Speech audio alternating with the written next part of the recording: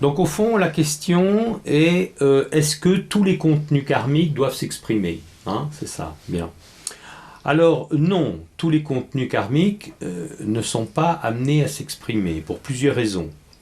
Déjà, c'est que dans une même circonstance, il peut y avoir deux contenus karmiques contraires. Donc on ne peut pas à la fois souffrir et avoir du plaisir, par exemple. Pas possible. Bon. Enfin encore que, mais je ne vais pas entrer dans le détail. Bon. Donc, il ne peut pas y avoir à la fois maladie et santé, par exemple, l'exemple est meilleur. Donc il ne peut pas à la fois avoir maladie et santé. Bon. Donc comment ça se passe? Eh bien, ça veut dire qu'il y a une circonstance. Donc dans l'exemple de la maladie, il y a un microbe qui se balade. Hein. Et donc est-ce que le terrain va laisser la place, va permettre au virus d'entrer et il y aura la maladie, ou est-ce qu'au contraire il va rejeter le virus? Eh bien, si les deux karmas sont contraires, ils vont s'annuler. Ils vont s'annuler s'ils avaient la même force. Si par contre il y en a un qui est de 10% plus fort que l'autre, eh ben on aura une petite maladie, quoi. C'est dans le cas où c'est la maladie, mais on n'aura pas une grosse maladie. Et donc voilà, et dans le sens contraire, etc. Donc voilà, donc d'abord, premier cas, des karmas de même nature qui au même instant arrivent avec des possibilités d'expression s'annulent mutuellement, proportionnellement à leur puissance respective. Voilà la définition qu'on peut donner. Bien. Deuxième point, il ne faut pas oublier que toutes les traditions, toutes les grandes traditions, nous parlent de la possibilité de l'expiation. Et donc l'expiation, c'est la destruction de contenus karmiques négatifs. Et il y a des actes comme ça qui permettent de détruire certaines choses négatives. C'est la notion d'expiation. Il y a également des rites qui peuvent effacer des contenus karmiques. On a par exemple le rite de purification qu'on propose est un rite qui est capable d'effacer certaines traces karmiques. Il les efface d'ailleurs, ce rite, lorsqu'il doit les effacer, par une action de la grâce divine, puisque tout rite, pour nous, qui est spirituellement efficace, n'est rien d'autre qu'un appel à la grâce divine, et c'est la puissance de la grâce divine qui peut effacer ça. Évidemment, la grâce divine étant toute puissante, indépendamment de tout rite, elle est capable également d'effacer des choses négatives. Hein. Lorsqu'une personne s'est complètement abandonnée à Dieu, et lorsqu'elle devient un instrument d'action pour lui, la grâce effacera les traces karmiques qui seraient contraires à l'accomplissement de ce que Dieu attend de cette personne. Toutes les traces ne seront pas effacées, mais certaines. Maintenant, si on envisage le cas de l'expression du karma dans la vie posthume, c'est un point dont peu de gens parlent. Or, si vous voulez, il y a une logique. Vous ne pouvez pas à la fois payer le karma dans la vie posthume et dans la vie suivante. Enfin, je dis vous, là, en tant qu'esprit transmigrant et pas en tant qu'âme, évidemment. Bien. Parce que là, ce serait une double peine. Donc, ça veut dire que le karma qui s'est épuisé dans la vie posthume ne sera pas actif aura disparu. Il n'y aura plus ce karma dans la vie incarnée suivante. Alors, la question devient, je la pose parce que je fais tout le travail, vous ne me posez pas de questions. Donc, la question devient, quelle est la loi ou comment se fait-il qu'une partie du karma s'exprime dans la vie posthume et une autre non? Alors, la réponse est la suivante. S'exprime dans la vie posthume le karma qui est en relation avec l'image du jeu égotique. Et donc, ça vous donne l'explication traditionnelle de la valeur du remords. Parce que lorsqu'un acte négatif a été fait, il y a remords, c'est-à-dire il y a regret. Et par ce remords, le jeu individuel, illusoire au demeurant, mais pour l'instant, ne me parlez pas d'autre chose, on est dans le cadre de l'illusion, on est dans comment fonctionne l'illusion. Donc, lorsqu'il y a remords, le jeu individuel rejette, regrette, rejette ce qui a été fait. Et par ce rejet, l'image de lui-même liée à ce type d'acte est enlevée. Donc c'est ce qui fait que beaucoup de gens, dès qu'ils atteignent un certain âge, eh bien, nous avons deux cas. Nous avons des gens qui se reconnaissent dans leur adolescence ou leur jeunesse, ils sentent qu'ils sont le même, et puis d'autres qui disent c'est comme un étranger qui a fait ça, je me sens maintenant être complètement différent, je me demande comment j'ai, entre guillemets, pu faire ça. Donc là, il y a eu un changement de l'image du jeu. Et donc, la rétribution posthume est liée uniquement à l'image du jeu.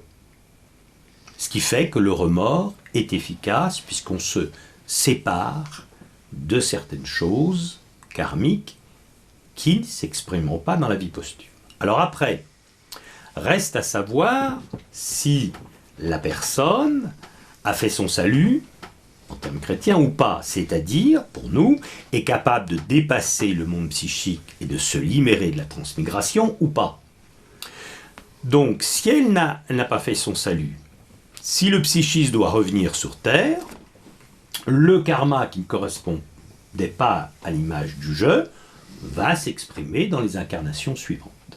Par contre, si elle s'est libérée de la transmigration, si elle est capable de dépasser le monde psychique, quand elle arrivera dans le monde spirituel, enfin pour arriver dans le monde spirituel, il y aura une transformation de son corps psychique en corps spirituel. Parce qu'on n'entre pas dans le monde psychique avec un corps, dans le monde spirituel, pardon, avec un corps psychique. Bon. Donc il faut qu'il y ait une transmutation. Transmutation qui est souvent appelée transmutation en corps de gloire, etc.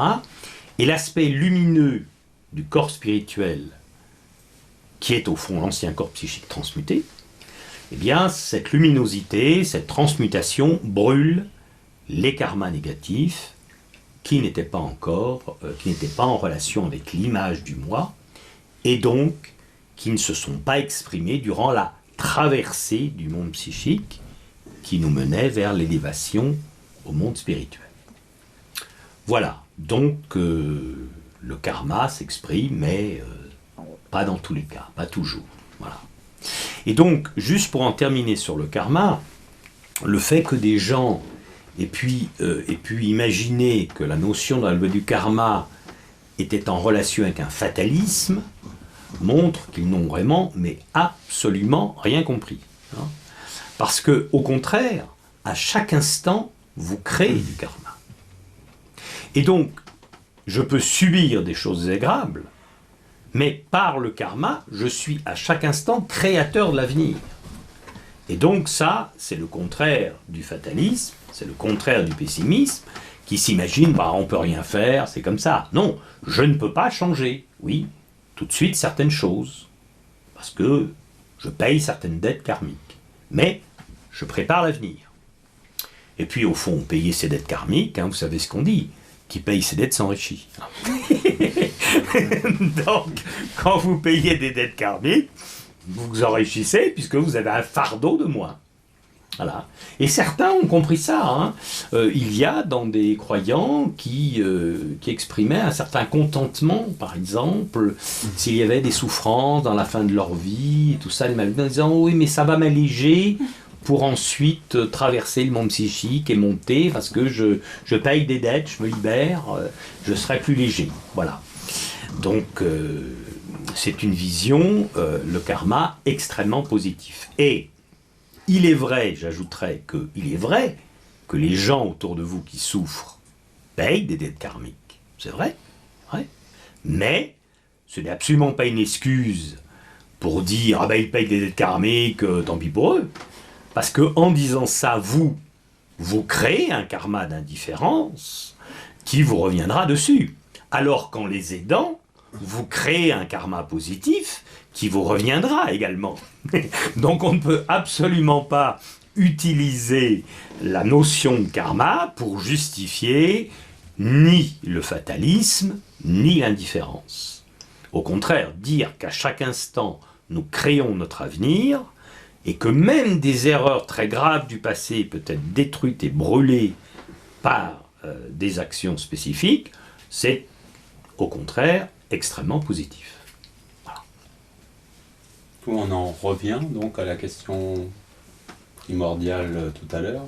Comment brûler, justement, ces choses-là? Mais il n'y a pas... Oui, mais attention, tout à l'heure, nous parlions des samkaras. Hein. Ouais. Il ne s'agit pas de ça. Là, nous parlons du karma. C'est autre chose. Hein. Moi, alors, si vous voulez... C'est de ça que je parlais. D'accord. Alors, si vous voulez...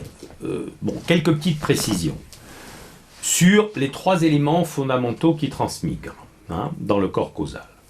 Donc, nous avons le karma, nous avons les vasanas, et nous avons les samkaras. J'espère que je prononce bien. Si je prononce mal, on me pardonnera, et ceux qui ne me pardonneront pas auront le karma de ne pas m'avoir pardonné. Bien. Donc, donc voilà quels sont ces 3 éléments. Alors, le karma, donc, va nous créer le contexte de vie dans la vie suivante. La vie suivante, qui est une nouvelle incarnation de l'esprit, qui va, je répète, former un nouveau jeu, d'une nouvelle âme. C'est pas le même jeu, c'est un jeu animique. Le jeu animique se forme dans la petite enfance. Mais le karma crée le contexte de vie.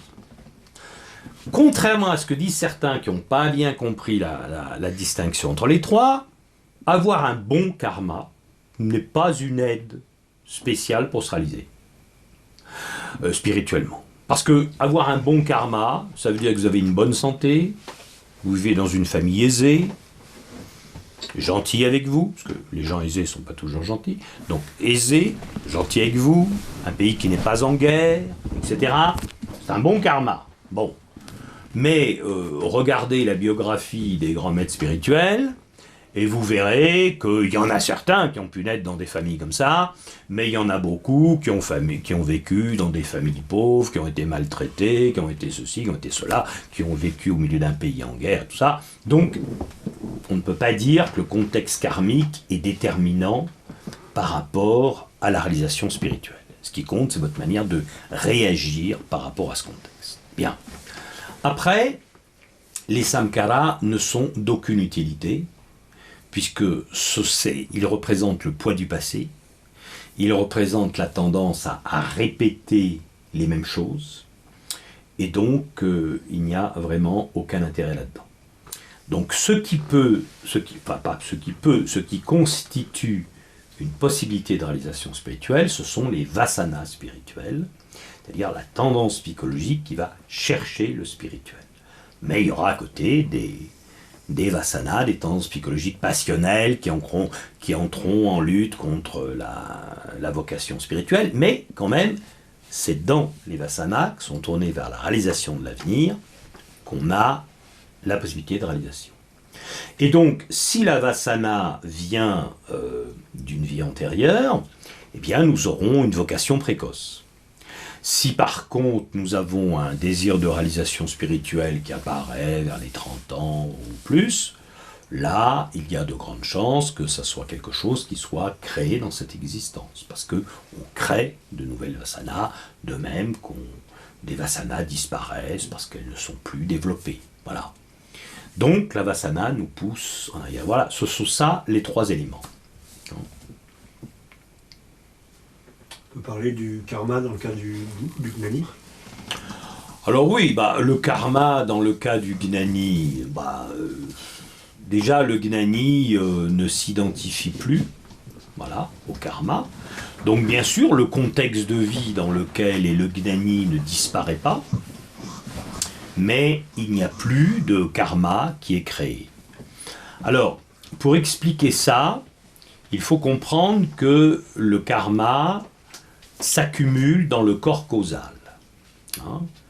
Il y a pour l'Advaita 3 corps fondamentaux, le corps physique, le corps psychique et le corps causal. Il n'y a pas de corps spirituel, puisque c'est la transmutation du corps psychique qui devient un corps spirituel. Vous trouvez la même chose chez saint Paul, où l'on vous dira que c'est le psychique qui hérite du royaume des cieux en se transformant en céleste, pour utiliser exactement la terminologie de l'apôtre. Donc, ce que nous appelons transmutation du corps psychique en corps spirituel a été appelé résurrection dans le cadre chrétien, pour peu qu'on se veuille se donner la peine de lire les textes, et notamment les épîtres de saint Paul à ce sujet. Bien. Donc, il y a 3 corps. Le corps psychique, bon, nous avons vu ce que c'était. Maintenant, le corps causal, eh bien, c'est le corps de l'esprit transmigrant. Et il est dit causal, précisément parce que s'agglutine en lui le karma, qui est la cause d'un ensemble d'effets par rapport au contexte de vie, etc., les vasanas et les sankaras.